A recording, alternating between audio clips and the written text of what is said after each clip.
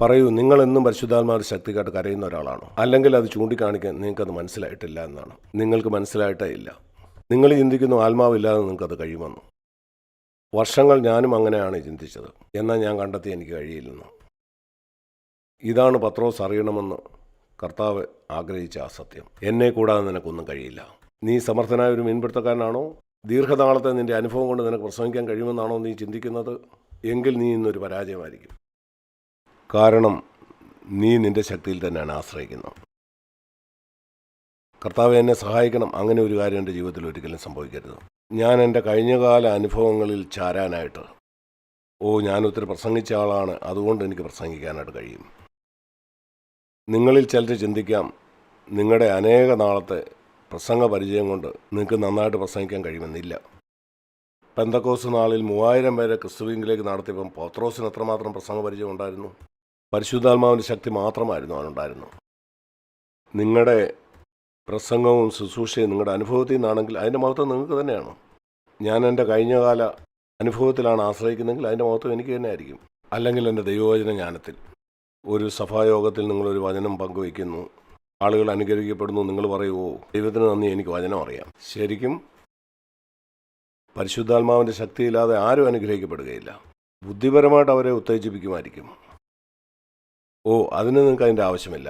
അതിനുവേണ്ടി നിങ്ങൾ വീണ്ടും ജനിക്കണമെന്നില്ല. രക്ഷിക്കപ്പെടാത്ത ക്രിസ്ത്യാനികൾ, നാമധേയരായിട്ടുള്ള ക്രിസ്ത്യാനികൾ, അവർ വളരെ ബുദ്ധിയുള്ളവരാണ്. ജീവനില്ലാത്ത സഭയിൽ ഒത്തിരി പ്രസംഗകരുണ്ട്. അവരുടെ വാക്കുകൾ നിങ്ങളെ ഉത്തേജിപ്പിക്കും. എന്നാൽ അത് നിത്യതയിലേക്ക് നിലനിൽക്കില്ല. ക്രിസ്തുവിനെ കൂടാതെ നിങ്ങൾക്ക് ഒന്നും ചെയ്യാൻ കഴിയില്ല. അതുകൊണ്ട് ദൈവം നമ്മളെ തോൽക്കാൻ അനുവദിക്കും. അങ്ങനെ സംഭവിച്ച ശേഷം ഇനിയും നിന്റെ പടകിൻ്റെ വലത്തുഭാഗത്ത് നിന്റെ വല ഇറക്കുക. നീ എന്നെ കേൾക്കുമ്പോൾ എന്ത് സംഭവിക്കുമെന്ന് നോക്കൂ. ഇവിടെ വായിക്കുന്നു, അവരങ്ങനെ അവരുടെ വല ഇറക്കി. ആ വല മീൻ കൊണ്ട് നിറഞ്ഞു. ഇവിടെ യോഹന്നാൻ്റെ സുവിശേഷം 21-ാം അധ്യായത്തിൻ്റെ 11-ാം വാക്യം, 152 വലിയ മീനുകൾ. ഇത്രമാത്രം മീനെ അവരുടെ ജീവിതത്തിൽ അവരൊരിക്കലും പിടിച്ചിട്ടില്ല. അവർ 5-6 പേര് ഒരുമിച്ചാണ് മീൻ പിടിക്കാൻ പോയത്. ആ മീനെ വിറ്റിട്ട് അത് വീതിച്ചെടുത്തിരുന്നെങ്കിൽ ഒരു മീൻപിടുത്തത്തിൽ കൂടെ അവർ സമ്പാദിച്ച ഏറ്റവും അധികം പണമായിരിക്കും അത്. അതിനുശേഷം യേശു പത്രോസിനോട് പറഞ്ഞു, 15-ാം വാക്യത്തിൽ, ശിമയോൻ പത്രോസേ, നീ ഇവരിലധികമായി എന്നെ സ്നേഹിക്കുന്നു? ഞാൻ ചിന്തിച്ച അവൻ ഇങ്ങനെയാണ് ചോദിക്കുന്നത്, ശിമയോൻ പത്രോസേ, ഈ മറ്റ് ശിഷ്യന്മാരെക്കാൾ നീ എന്നെ അധികം സ്നേഹിക്കുന്നു? അതായിരിക്കുകയല്ല അവൻ ചോദിച്ചത്.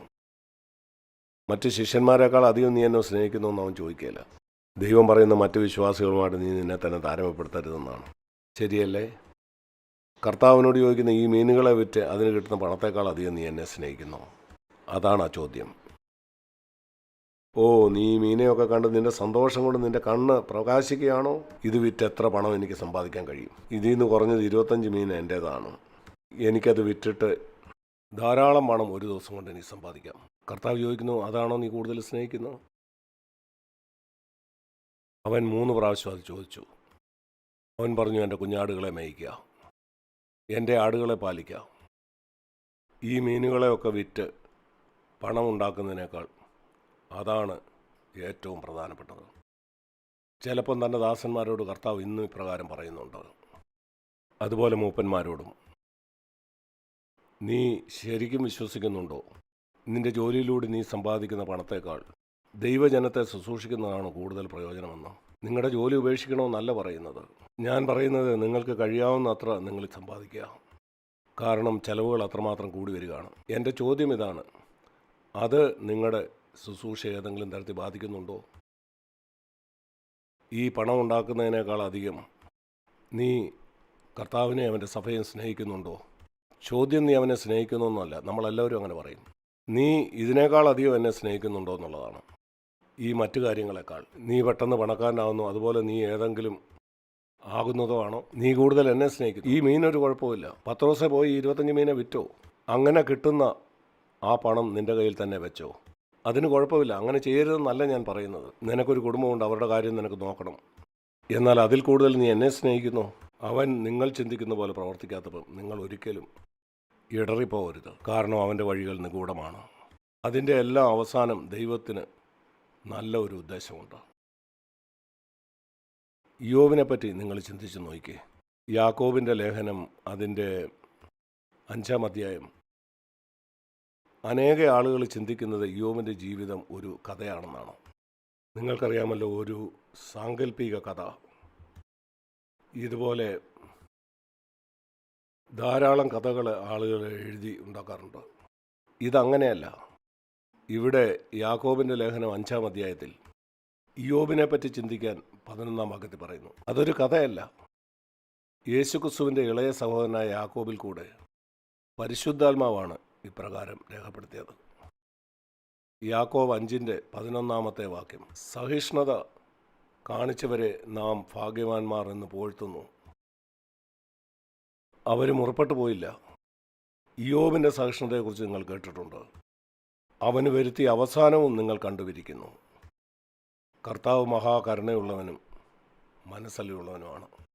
പഴയ നിയമം സ്ഥാപിക്കുന്നതിന് മുമ്പാണ് ഇയ്യോബ് ജീവിച്ചിരുന്നത്. അവനൊരു പഴയ നിയമ വിശുദ്ധനാണ്. എന്നാൽ ഈ പഴയ നിയമം സ്ഥാപിച്ചത് മോശയിൽ കൂടെ ആയിരുന്നു. ഇയ്യോബിന് 500 കൊല്ലത്തിന് ശേഷം, ഇയ്യോബിന് ശേഷം 500 കൊല്ലം കഴിഞ്ഞാണ് മോശ ജനിച്ചത്. അന്ന് ഒരു ന്യായപ്രമാണവും ഇല്ലായിരുന്നു. അവൻ ദൈവത്തെ ഭയപ്പെട്ടു. അവന് ദൈവത്തെ അറിയാമായിരുന്നു.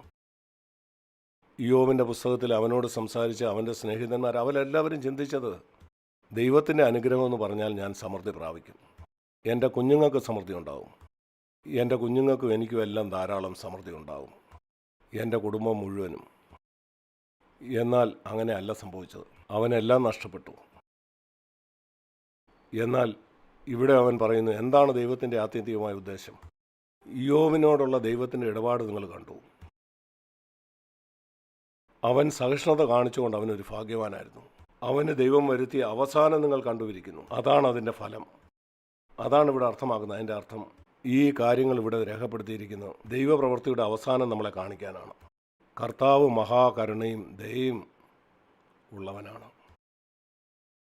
ഇയ്യോബിൻ്റെ കാര്യത്തിൽ അവൻ ഒരു പഴയ നിയമ കാലത്തെ ജീവിച്ചിരുന്ന ഒരാളായതുകൊണ്ട് അവൻ്റെ അനുഗ്രഹം എന്ന് പറയുന്നത് മക്കളും സമ്പത്തും ഒക്കെ അവന് ഇരട്ടി ലഭിച്ചതായിരിക്കും. എന്നാൽ നമ്മളെ സംബന്ധിച്ച് അങ്ങനല്ല. എൻ്റെ സമ്പത്ത് ഇരട്ടിയായാൽ എനിക്കൊരു സന്തോഷവുമില്ല. ദൈവത്തിന് മുമ്പാകെയാണ് ഞാൻ പറയുന്നത്. എൻ്റെ സമ്പത്ത് ഇരട്ടിയായതുകൊണ്ട് എനിക്കൊരു സന്തോഷം ഉണ്ടാകില്ല. ചില ക്രിസ്ത്യാനികൾ അങ്ങനെ ആയിരിക്കാം. എന്നാൽ എൻ്റെ കാര്യത്തിലല്ല. ഞാൻ പറയും, കർത്താവെ, നീ എന്നെ കൂടുതൽ ക്രിസ്തുതുല്യനാക്കണം. സത്യസന്ധമായി എൻ്റെ സമ്പത്ത് വർദ്ധിക്കുന്നതിനേക്കാൾ 1 കോടി സമയം ക്രിസ്തുതുല്യനാകുന്നതാണ് എന്നെ കൂടുതൽ സന്തോഷിപ്പിക്കുന്നത്. എനിക്ക് എൻ്റെയും എൻ്റെ കുടുംബത്തിൻ്റെയും കാര്യം നോക്കാനുള്ളതുണ്ടെങ്കിൽ അതെനിക്ക് ധാരാളം മതി. അങ്ങനെയാണ് ഞാനും എൻ്റെ ഭാര്യയും ജീവിക്കുന്നത്.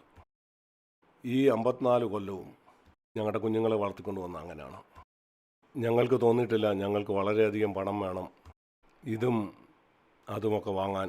മറ്റു മാതാപിതാക്കൾ അവരുടെ കുഞ്ഞുങ്ങൾക്ക് വാങ്ങുന്ന പല കാര്യങ്ങളും ഞങ്ങളുടെ കുഞ്ഞുങ്ങൾക്ക് ഞങ്ങൾ മേടിച്ചു കൊടുക്കാൻ കഴിഞ്ഞിട്ടില്ല. അതിനുള്ള പണമില്ലെന്ന് ഞങ്ങൾ ഞങ്ങളുടെ മക്കളോട് പറയും.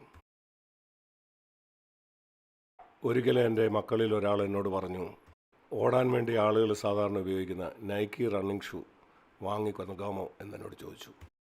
ഞാൻ അവനോട് പറഞ്ഞു, അതുപോലെ തന്നെ തോന്നുന്ന ഒരു ചൈനീസ് ഷൂ നിനക്ക് മേടിച്ചു തരാം. അവൻ പറഞ്ഞു, വേണ്ട, നൈക്കി തന്നെ മതി. ഞാൻ പറഞ്ഞു, ശ്രമിക്കണം, എനിക്കത് മേടിക്കാൻ കാശില്ല. ശരി, മേടിക്കാൻ പറ്റില്ലെങ്കിൽ മേടിക്കാൻ കഴിയില്ല, അതിനുവേണ്ടി കടം വാങ്ങില്ല.